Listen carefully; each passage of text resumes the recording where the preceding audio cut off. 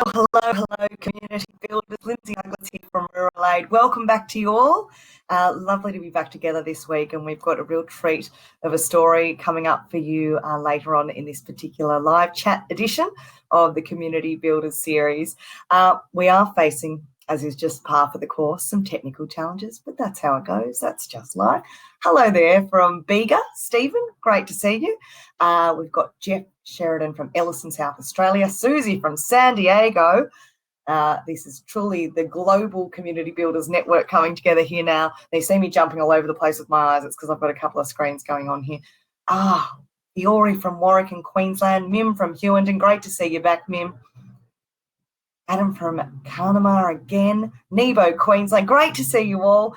And we're going to have a wonderful session here today. Of course, we've got Peter Kenyon from Bank of Ideas, who is going to be inspiring you and telling you tales of wonderful towns that he has had a relationship with over the years. And Kirsten from Denmark. Fantastic to have you back. And don't apologise for being late. We're having technical difficulties too. That's just the way it rolls. Christine from Corryong, great to see you. Sharon from the South Burnett, Waka Waka country.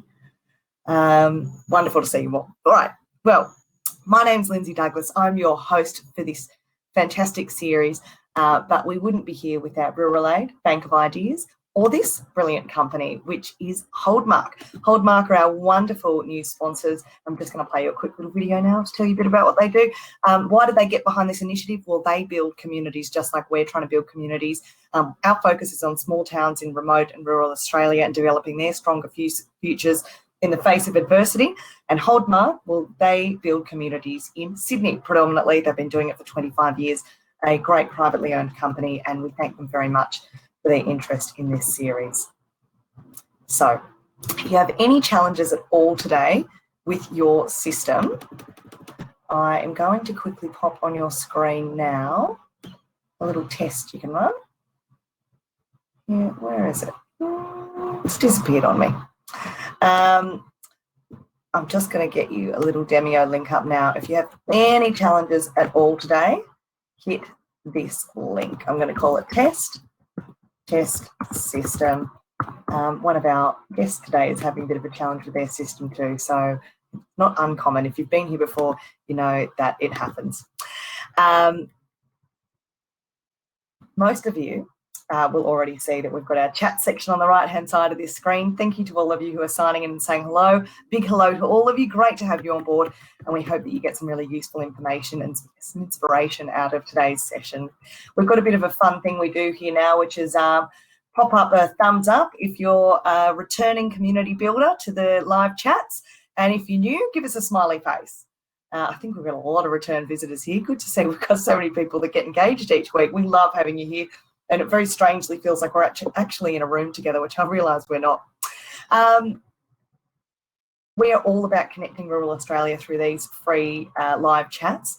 And we've also got a few international guests, as you can see. This new series is all about small town reinventions. It's all about successful tales of creativity, collaboration, and using community assets. And that's to deal with a whole range of issues that regional and rural communities specifically handle. We wish to acknowledge traditional owners Australia-wide for their continuous connection to the land. We pay our respects to elders past, present and emerging. Of course, this presentation is being recorded. We've got all the handouts so we can share everything with you. Great to see you, Margaret from West Wyalong. And don't feel like you've got to madly scramble and take notes. Just sit back, grab a cuppa like I have, and enjoy the wonderful conversation we have for you today. Also, if you haven't already joined our Facebook group, please do. We share all sorts of tips and tricks and advice and questions in there, and we'd love you to join in and share it around with your friends. Jeffrey from Thailand, welcome. Great to see you. Oh, it truly is a global community we've got here. Now, as I mentioned before, we talked about the reinvention of small towns throughout this entire series for this year, and we've dealt with a whole bunch of themes, including murals and including community opportunities such as investing in new industry. We're going to talk in the future about country shows and the assets in your town and agricultural products, but today's topic is local power and energy initiatives. And as we always do, we start off chatting with Peter Kenyon from Bank of Ideas, who takes us on a bit of a journey through some of the towns he's been involved with, of which there are some 2,000 over 35 years, So, Peter, I'll hand over to you now to take us through today's introduction. Greetings. I'm and I've spent the whole day traveling through the Riverina and southern New South Wales.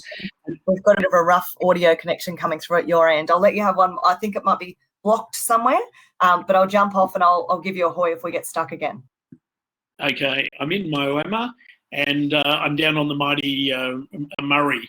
I've just spent the whole morning driving through southern New South Wales and the Riverina, and boy, have we got some amazing kind of like communities there that are so good.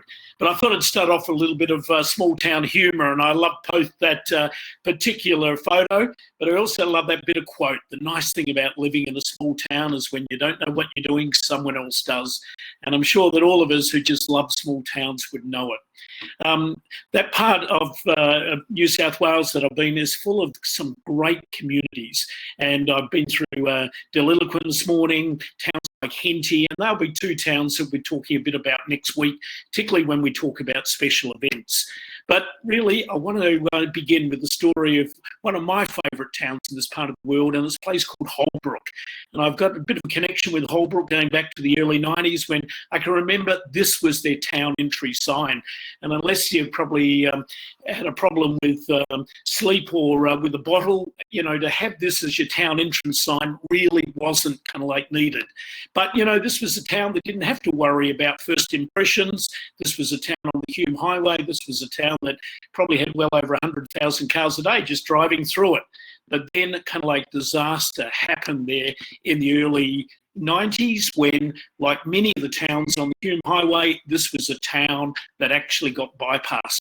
And I can remember being part of a whole series of meetings. It was called the Life After a Bypass campaign, where people started to think about what it is that we can actually do to overcome the fact that no longer was people going to automatically drive through our town. What is it we're going to do to start drawing people in? And I can remember kind of like saying to people, what's the assets you got? And someone saying, name, Holbrook. And I thought, Holbrook sauce? What do you mean? And no, don't you know the connection? The fact that we were once called Germantown, but in the middle of World War I, height of kind of like all that patriotic stuff, when over 90, believe it or not, over 90 Australian communities, mainly rural communities that had a German type name, decided to change their name. And one of those was this place called German, and it decided it wanted a new kind of like, wanted a new name. And so they were a town that kind of like started to look at what could they do. And right at that time, in 1914, there was this famous episode happen. A Commander Holbrook, who was not even an Australian, he was a Brit, but he actually was the very first submariner to win a VC. He sent his little boat under the nets there at the Dardanelles. He blew up kind of like a Turkish ship, and for that he became the very first submariner to win a VC. And so when the council there in Germantown were looking at the local newspaper, they thought, you know what, we want to call our town Holbrook. And they wrote to this fellow and said, do you mind if we use your name? And back came this lovely kind of like message saying, what a tribute. There's no better tribute that a person could ever have than to have an Australian town named after him. And so they called it Holbrook. And so for years, the town kind of like wandered on. And then in the early 50s, this guy turns up. And the first thing he does, he introduces his wife, who happens to be a German, and says, I'm Commander Holbrook, and meet my German wife. And the two of them then become attached to the town. He donates his VC medal. He visits the town on 3 occasions. They create a fund, the two of them, to actually enable a Holbrook kid to go to school every year. But fast forward to kind of like 1991, when here is a community that's faced. Now, during those years, they named a park after him. They also decided that, they'd build a little replica of kind of like the submarine. But back there in 1991, faced with that kind of like decision that they had to bypass, what were they to do? And someone said, you know what, we should truly become the submarine town. Strange for a town that's actually 400 kilometres from the nearest port. But here's a town who said, we've got a submarine connection. Why don't we become the submarine town? And back then they made a decision, and that is, why don't we purchase a second-hand Oberon submarine and make it our town entrance? This thing was up for sale. It was well over $100,000. The town rallied and people decided truly this is what they wanted to do. And believe it or not, they decided to buy the second-hand submarine as their town entrance statement. Unfortunately, they ran out of money before it was all finished. And out of the blue, the widow of Commander Holbrook, he died in the early 70s, but she was 26 years younger. And she was following what was happening. Both of them were connection to the town. And she sent a check and said, I hope this will enable you to complete the task. And so through her generosity, this kind of like task happened. Can I say that she only died last week at the age of 106? But they maintained right through their lifetime, both up to his death and her death, a connection with this particular town. And boy, has it made a difference. Having something like this, it does draw people off the road with the signage and whatever. They have a reason why people still need to kind of like drive through. And when I drove through there this morning, I can see why. Boy, this is a small town that's done amazing things with tourism and whatever. Not just the submarine, but they have actually done other things. And one of the things I love was in 2014, the 50th anniversary of that famous kind of like Beatles song, The Yellow Submarine. They decided to invite people all over the globe to send them yellow yarn so they could yarn bomb their kind of like submarine. You know, that generated close to 400 pieces of kind of like media exposure.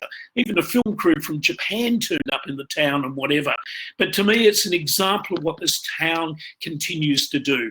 As I drove in, boy, they know how to do it well. They've got a submarine cafe. They've kind of like created the most amazing museum, including a hologram where, in fact, the widow of Commander Holbrook is the main person on the hologram, and she tells the story of a husband and that kind of like thing. Boy, it's amazingly well done.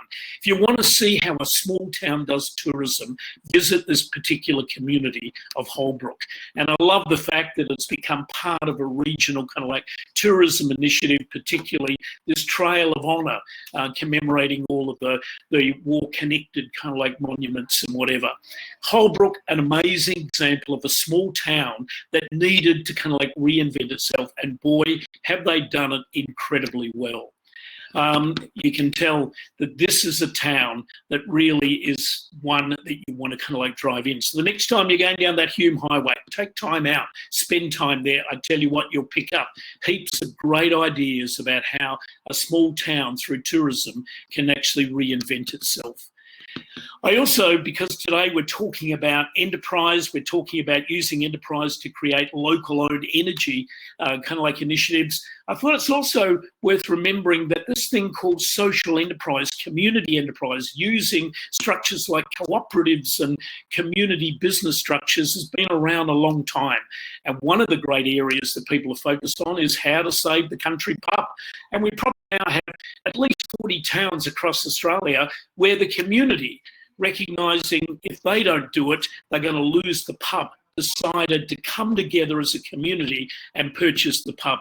One of the great examples of that in Western Australia is the little town down there in the great southern Nyabin, where, you know, back around 5 years ago, this was a town where the local pub was, it was a bit of a dive, it was kind of like on the market. And local communities realised if they're not going to do something about the pub, they were likely to lose it. And so back then, they decided that they wanted to kind of like keep the pub. And here, 5 years ago, SBS did a bit of a story about that. And here's that story.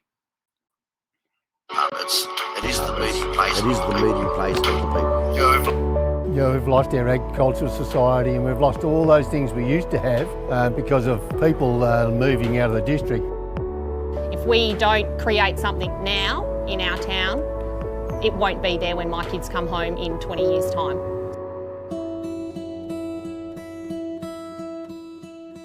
The town itself was dying. There's only a general store now. There used to be a servo on the corner, a truck stop. They're not open again. The population here would only be around the 100 mark in Corryong itself, if that. All the guys on the big farms, this is the only place they can come to. The closure of the pub probably affected town more than the bypass going through.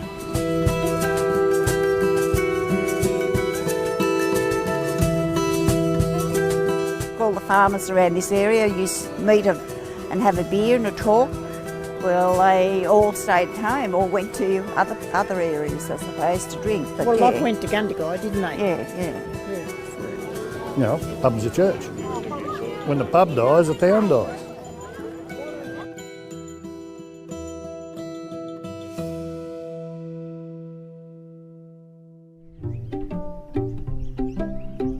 I've been in Narving district all my life.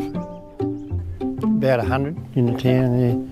We are situated in what we call the Central Great Southern, and that is about 3.5 hours from Perth.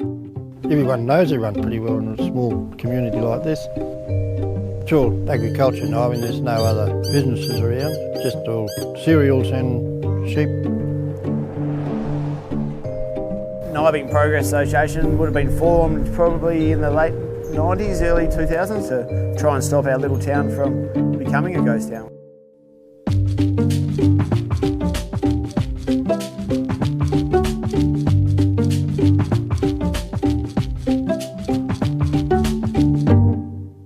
Everyone gets together and pitches in and helps out, and knowing that it all goes to benefiting everyone.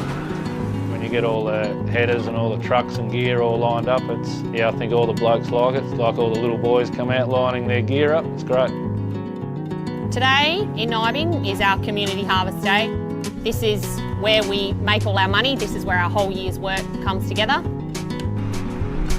We're harvesting stingray canola, so it's a short season variety canola.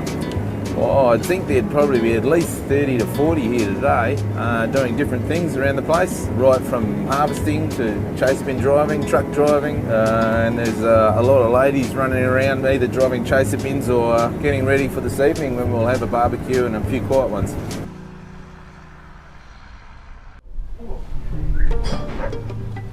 So the pub pretty much just lost its drive. Nobody wanted to go there. We had a publican that would just shut the pub when he felt like it on a Friday night. We had already lost all our sporting teams in town, so our main social outlet had disappeared.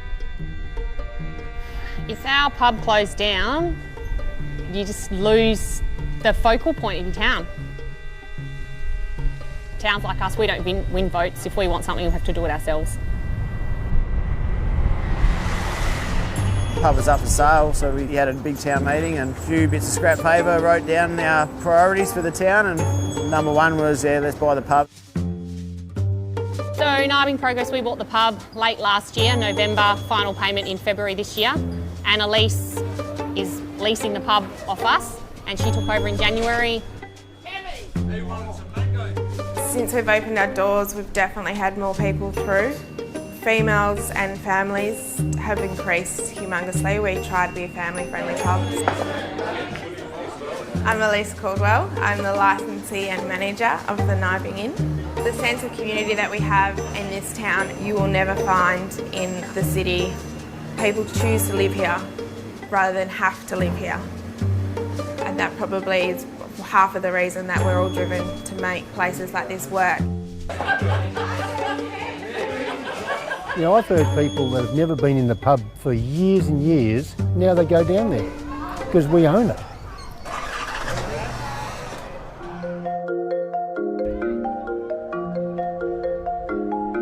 Previous to me taking it over, it was been shut for around 2 years. We opened about 2 months ago.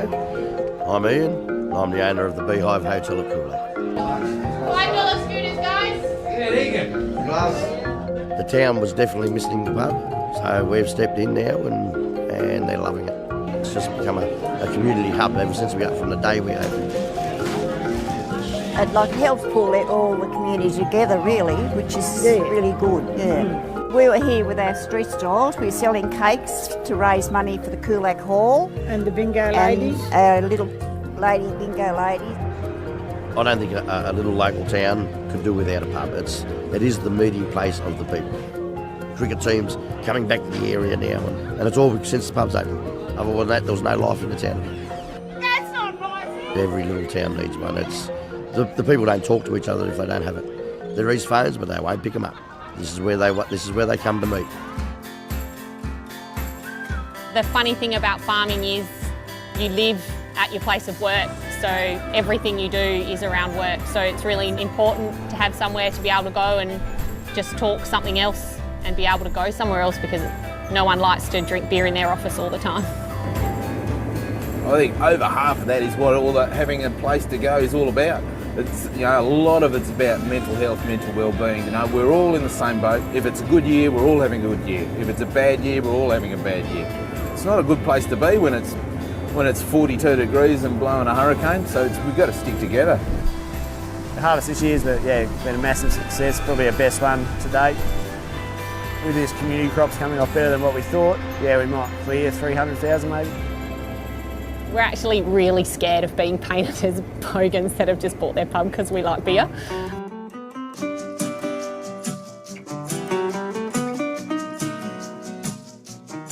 In our vision as Nyabing Progress Association, our pub is going to be our hub. So we're going to have meeting centres, playground, restaurant, bar, conference facilities, accommodation. So we just all want to have it in one spot. You know, this is going to be a 10-year project. It's more about doing something for ourselves and making things seem achievable for everybody else.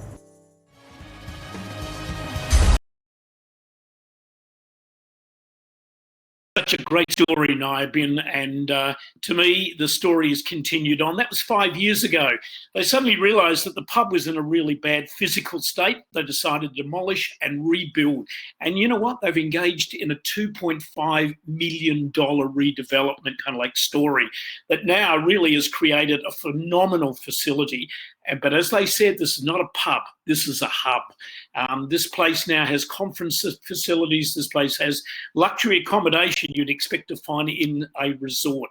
And boy, the opening of that, which just happened about 18 months ago, was just quite sensational in terms of the way it has kind of like began to future-proof that town, in the words of locals. And I suppose it's just a great example. And I love the words of one of their members when they said, if you want your town to succeed, don't sit back, get involved, be involved, stay involved. And that group of people there, you can see their Progress Association, this is what drives it. This is the group. What they're interested in is creating that future. It's an amazing story, and I really recommend, there's a number of references that you'll be given today. Read the story, it's amazing. And in the same way, it's happened elsewhere. You know, that little town up there, Nanadali, you know, population 39, they've done the same. Out in Apsley there, right on the border in South Australia, again, 12 families came together. Their school was down to 9. The only business left in town was the post office. And when the pub closed down, they realised they needed to do something. And boy, buying the pub and reopening it as a community enterprise has really put the town back. The school's now tripled in population. There's now 30 kids in the school. The same in Cavendish. We've got wonderful examples. And this morning I went through a place called Pleasant Hills. Their population 40, and they are the oldest community pub in New South Wales. And again, only open 2 nights a week, Friday and Saturday, but boy, the locals still pull that together. And talking to a couple of locals this morning, it's still the heart. So great stories about what people can do. If it's to be, it's up to me type mentality. And so now we're moving to our story of today, which is about using power initiatives, again, across the globe. Rural communities are beginning to realise this is an area to go. I love the story of an island in Denmark doing stuff. And this real story that I first saw written up in the Kalgoorlie News in the goldfields of WA, talking about towns being these power hubs. And behind all of that is Dr. Helen Haynes, who has started to generate a lot of interest in this particular area. She's been one of those independent elected members up there in north east Victoria, all part of that Indigo kind of like group and whatever, and this is her story. So over to you, Lindsay. Introduce Dr. Helen Haynes. It's an amazing story. Thanks so much, PK. Well, you've just talked about the pub being the hub, and it's one of those things that needs to exist in so many regional communities. And thank you for taking us on a journey to Coolac and Nyabing and Holbrook, one of my favourite little towns.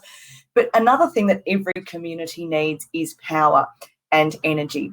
So today we're heading to the electorate, the federal electorate of Indi, with Dr. Helen Haynes, the federal member who is championing a wonderful initiative that is affecting the communities of Wodonga, Wangaratta and Benalla in Indi. But Dr. Haynes, I'll hand over to you and we'll come back to you with questions. To you, Peter Kenyon, and it's a long time, well, it doesn't feel that long since I saw you actually over here in Indi for one of our Indi Connects meetings. I've just loved the stories that you've told us, and I frequently drive through Holbrook, and I love that submarine. It's just a brilliant story that you've told us. Thank you so much. So we've talked about rural energy, really, the energy of people, and now I want to talk to you about energy that drives our nation, that drives everything we do every time we turn on the kettle or the toaster or the lights.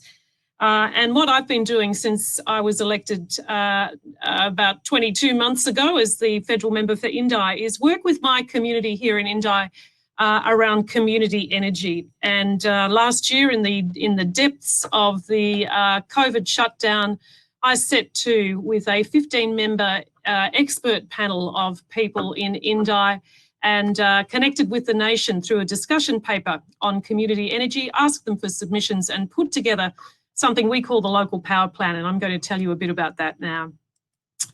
So the local power plan has resulted in a piece of legislation that I have introduced to the Parliament called the Australian Local Power Agency. And I've got a few slides here. I'm not going to speak to every single one of them, but I'm going to take you through them as I tell you this story. So I guess the headline really is that Australia is experiencing a renewable energy boom. Right now, 25% of all of our energy is coming from renewables, and the government's own agency, AEMO, is telling us that within 40 years, between 80 and 100% of all of our energy will come from renewables. And those renewables, of course, are situated, guess where? Regional Australia, where I know many of your listeners are sitting right now and where I am sitting here in Indi. And this particular slide, you can see it's the government's own information. It's coming from the Australian Energy Market Operator, that graph there. And essentially it's telling us that over the next 20 years, 60% of our coal fleet's going to be retired, and the pathway to energy is in a lowest cost way is going to be renewables. And if we think about just looking at 2019 alone, Australia installed 6.3 gigawatts of renewable energy, and that's almost 4 times the size of the Hazelwood Power Station, which of course is a great big, rather old coal station. And as I said, all of these huge renewable energy projects are happening in regional Australia. And we know that across the nation, we have renewable energy zones. And you can see this is a bit of a rough diagram of where they are. They've been designated again by the government, and we know that already the renewable energy zones in New South Wales have attracted billions of dollars of private investment. And why do I care about any of this? I care about this because I see this coming tsunami of renewable energy as one great big opportunity for regional development. The thing about this is that renewable energy is currently happening to us in rural Australia, and I want it to be happening with us. There is real opportunities for us, but right now we're not seeing that full benefit of renewables. There's currently insufficient support for community-driven projects. There's no real emphasis on local jobs or procurement, and we hear often from local communities saying it's fly in, fly out. Big corporates bring in their teams, set up a solar farm and off they go. The profits are going to energy companies and not going to local communities, and there's no real investment in local skills development. And what I'm suggesting, what I would really want to see is for every electron that's coming out of regional Australia in the next 25 years, that there's money pouring back in to match that. So if regional communities really are to benefit from this boom, we need to think about community energy. And so what actually is that? Well, the definition that I've come up with, along with the co-design team from Indi and around the nation, It's where people, everyday people, own or develop or receive tangible benefits from renewable energy projects. And right now, that's not actually happening, and it's not happening because we have some structural barriers in our policy framework that doesn't allow it to happen, and that's what I want to change. So community energy, to date, has 5 broad models.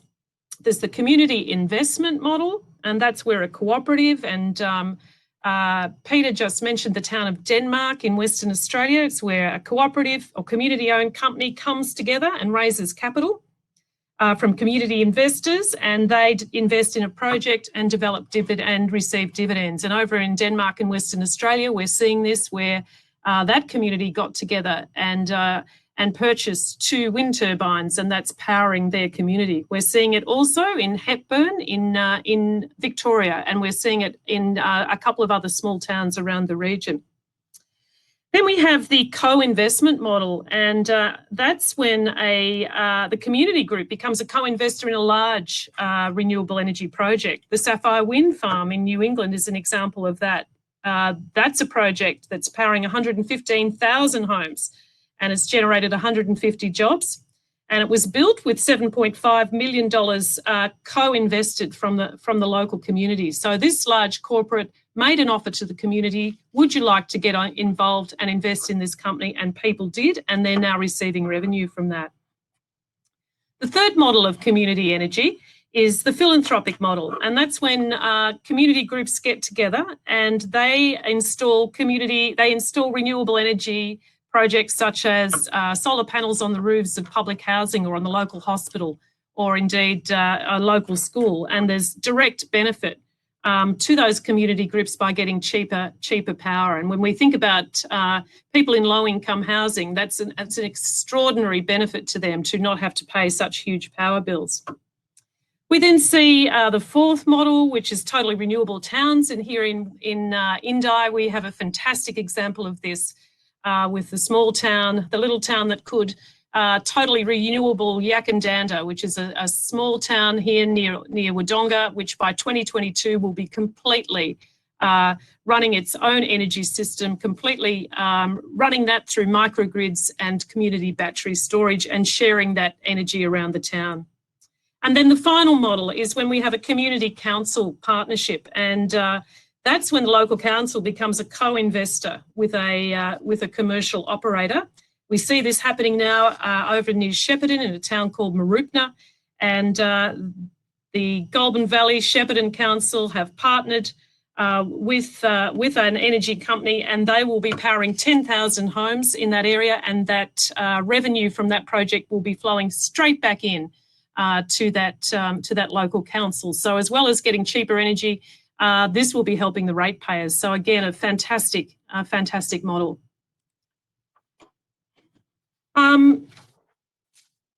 We know that if we do this, and we've seen examples around the world, we see examples in Germany, in Scandinavia, in Scotland, there are significant social and community benefits. If we just take Germany alone, 10% of all renewable energy programs, all renewable energy projects are owned by farmers.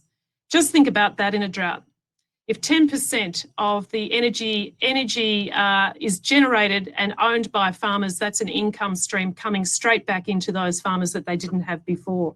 An additional 30% is owned by local communities and local councils. Again, an incredible opportunity to diversify income. We know too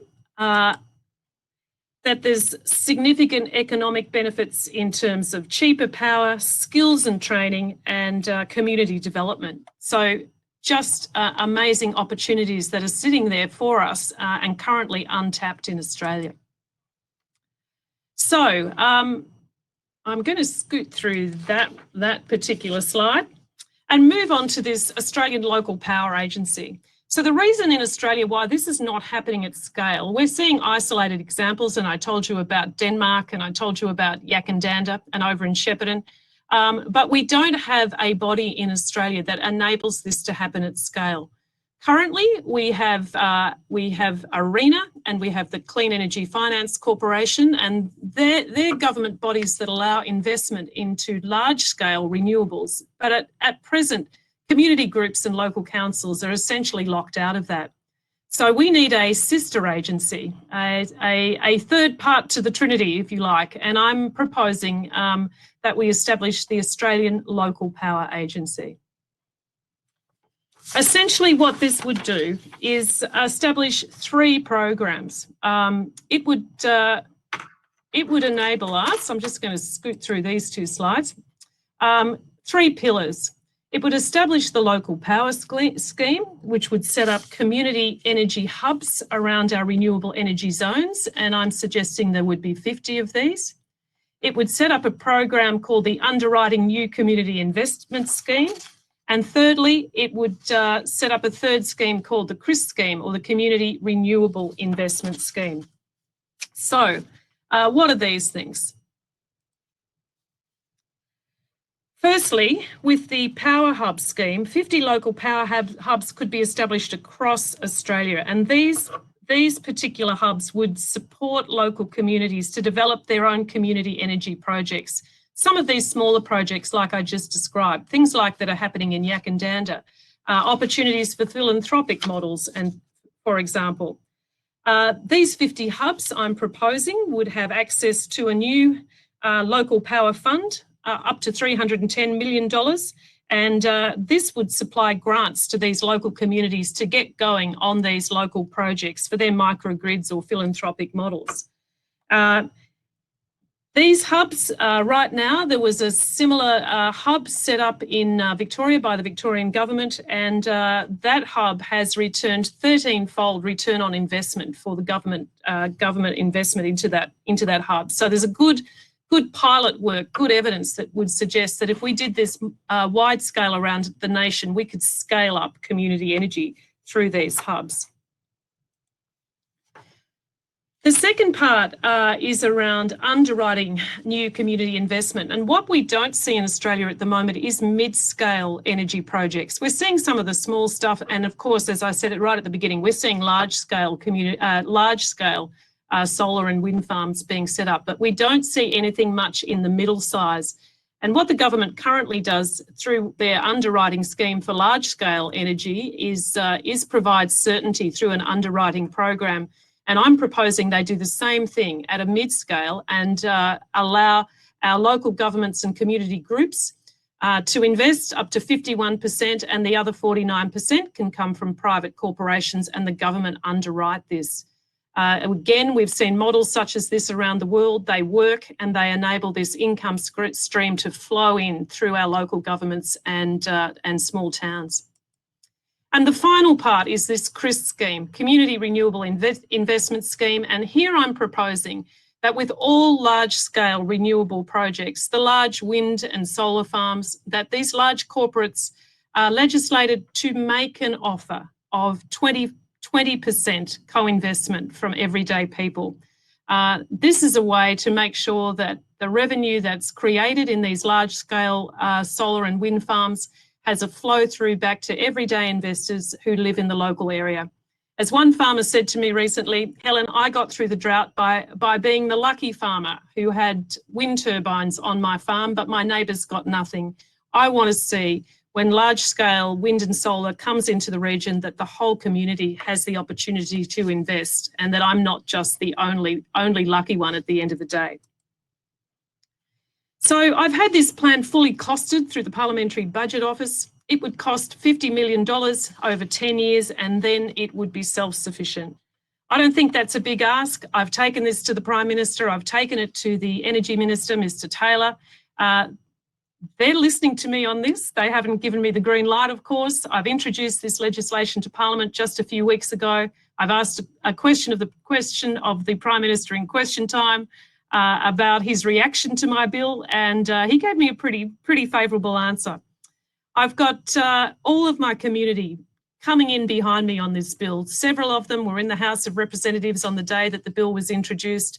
They joined me in a press conference, and I've got regional Australians, and I hope some of you on this call may join them in writing to their local MP to say, have a look at the member for Indi's bill for community energy. It's called the Australian Local Power Agency. It's supported by a whole policy document called the Local Power Plan, and we think it's got legs. We think this is a great way to do something fantastic for regional development, something tangible for reducing energy prices in our local communities. And one thing I didn't add is it will provide a whole new way of looking at energy security in some of our more remote towns. Right now, I have a town called Corryong in the far northeast corner of my electorate. It was smashed during the Black Summer bushfires. It lost power for weeks. It had one power line that connected it through to Gippsland that was lost. They've now received $3 million through the economic recovery projects of the bushfires to create a microgrid in that town, a community energy and community battery, and create what's called an islandable power source, so that should they get hit by another bushfire, they can cut themselves off from the grid and continue to function with full energy in their town. This is what the Local Power Agency can help create, and that's what I want to see happen across regional Australia. And that's it from me. Brilliant presentation, and we've just had half of the audience here saying, can I please get a copy of that presentation? How do we get behind this? We're so excited to hear about it. First of all, thank you for thinking so far outside the box for our rural and regional communities around this. There's been a question that someone just asked, Sandra just asked me to let you know that the power has been off in Corryong again today. So there's clearly a problem there that we all need to solve. What do you think the major hurdles are once you have the support of government behind this initiative? What are going to be the major challenges in terms of executing a plan of this magnitude? Look, Lindsay, the thing is, of course, this is not my idea. This is an idea that's come from regional communities and city communities too, right around the nation. Community energy has been around for a long time, but it's never scaled up to the degree that I'm proposing. I think what's holding it back at the moment is, and I mean this with respect, but the federal government have never thought of it before. So it's a new idea to our policymakers. So I guess my task as a communicator and as a member of Parliament is to convince them that this is a great idea, that it's not too expensive, that it's something that everyday Australians will really get behind, and most particularly regional Australians, and to take the politics out of it. And essentially, I don't see this as political at all. In fact, when I spoke to the Prime Minister the other day, I said, Prime Minister, I think this could really help you in talking to regional Australia about the transition to renewable energy, because we know in communities there's sometimes resistance around large-scale solar or wind, for example, and it's usually because folks feel that there's no benefit coming back to the community, that in fact it may be an impost on the landscape, or that the profits remain in the hands of a few and not in the hands of many. So this is really speaking to that issue, but more than anything, this is speaking to a massive opportunity. I truly think that, I mean, this is our new gold rush. You know, we're living under the golden skies here, and this can belong to all of us. You know, Australia is so well placed, as all your participants today know, that you know, we have the resources here to do this, and certainly my central thesis is that this is a chance for regional Australia to truly benefit from this boom, and not just to sit by and have other people do this to us. We so frequently talk about on these live chats the idea of helping our rural and regional communities, but particularly our small towns, develop stronger futures for themselves. And this is a wonderful way to go about doing that. Now, Peter had a slide up, but just before we introduced you, talking about Voices for Indi. And I just want you to dive into that model a little bit for us and tell us a bit about that. Yeah, so Lindsay, Voices for Indi formed in 2012, and I think it was called Voice for Indi actually then. It became Voices for Indi. That was a group that formed with 12 brave people who thought that Our democracy here in Indi wasn't functioning in the best possible way that it could.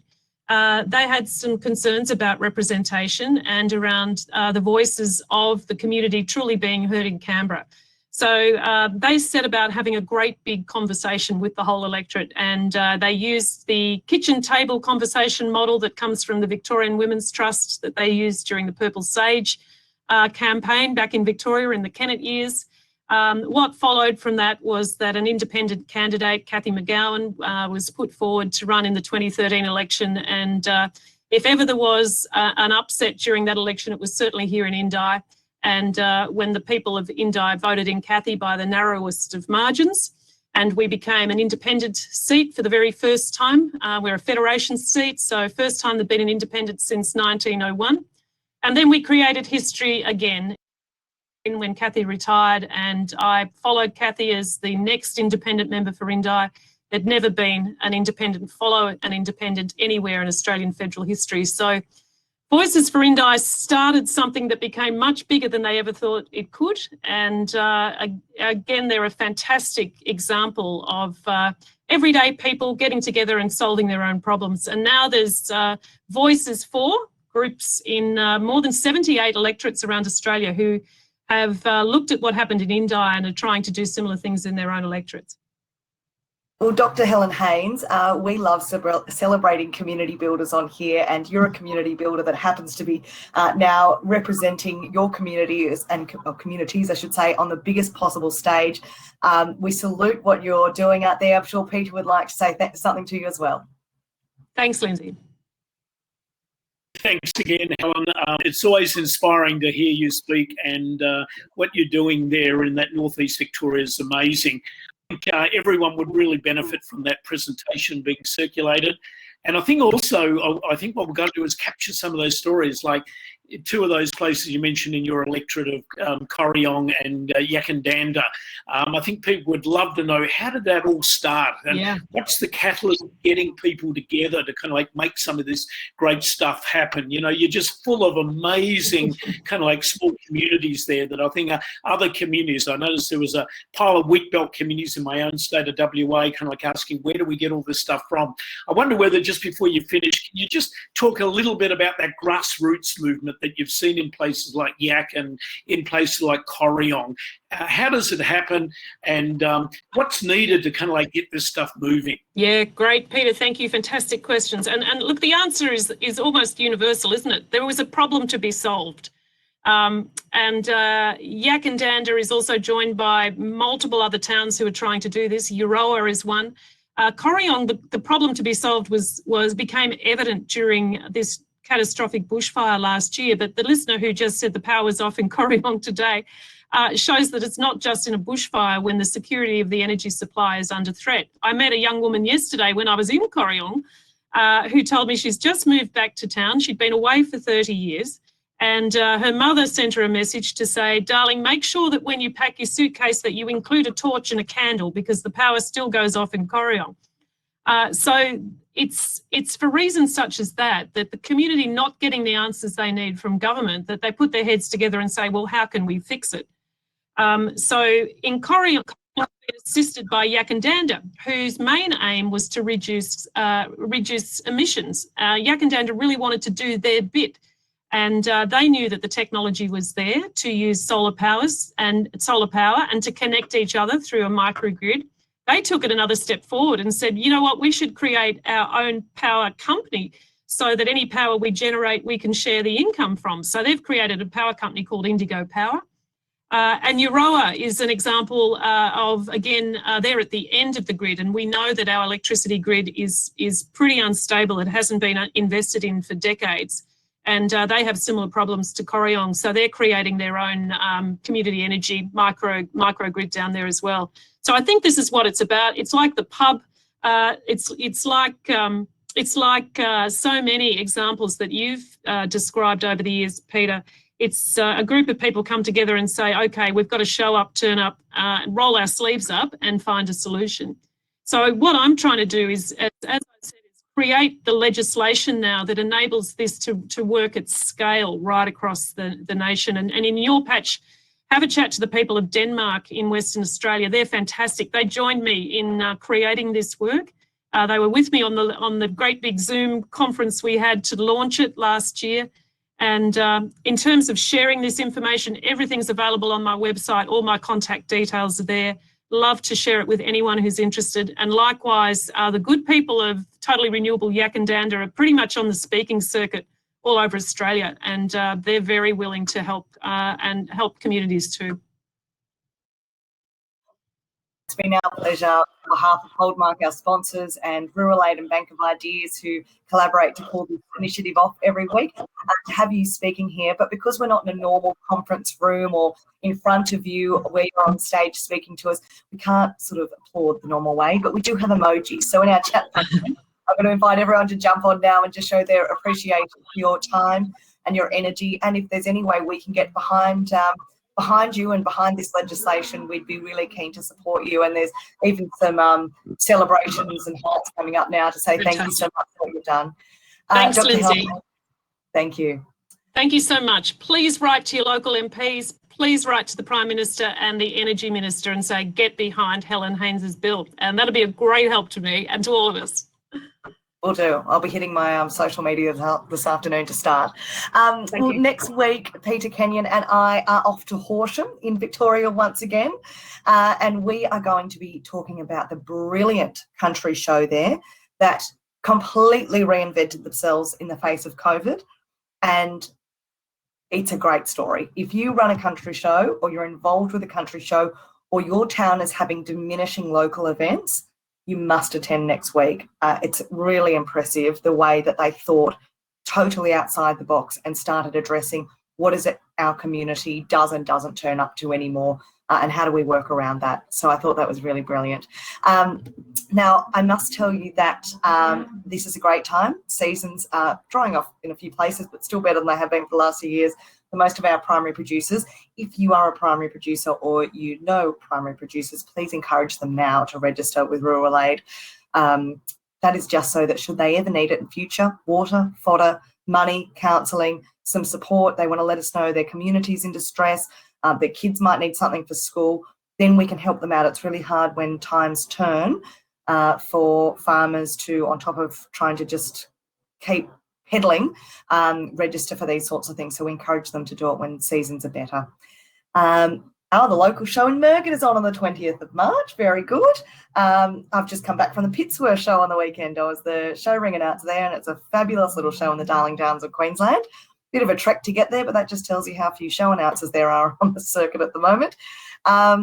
Also, if you want to support Rural Aid, you can go to our website and see a ton of the corporate organisations and even small businesses that get behind us, and every time you purchase from them, they kick in a little bit to Rural Aid, and it is money always well spent. Stay safe, community builders. Keep building your communities, keep inspiring each other. Join us in the Facebook group, and we'll see you next week when we head off to Horsham.